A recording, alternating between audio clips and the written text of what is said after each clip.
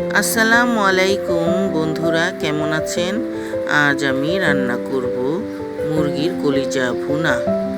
প্রথমে আমি পেঁয়াজ বাদামি করে ভেজে নিয়েছি এবং মুরগির কলিজাগুলোকে সিদ্ধ করে কলিজার মতো ছোট ছোট করে কেটে তার সাথে হলুদ, মরিচের গুঁড়ো, আদা, রসুন, চর্তিক, জায়ফল, পোস্তা দানা আর ধনে জিরের গুঁড়ো মাখিয়ে রেখেছিলাম।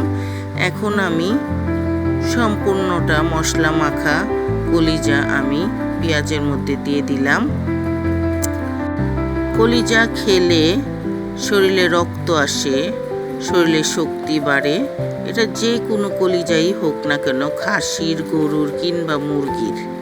কিন্তু আমরা তো সকলেই মুরগির কলিজাটা মাংসর সাথে রান্না করে খাই, কিন্তু মাংসটা ঘোলা হয়ে যায়, তরকারিটা স্বাদ লাগে না। কিন্তু এভাবে যদি আপনারা রান্না করে খেয়ে দেখেন,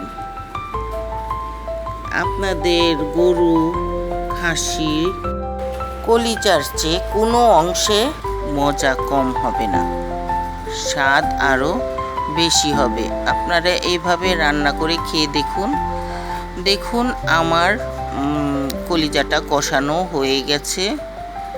এখন আমি শেষে গরম মশলার গুঁড়ো আর জিরার গুঁড়ো আর একটু স্বাদের জন্য টেস্টিং সল্ট দিয়ে দিচ্ছি।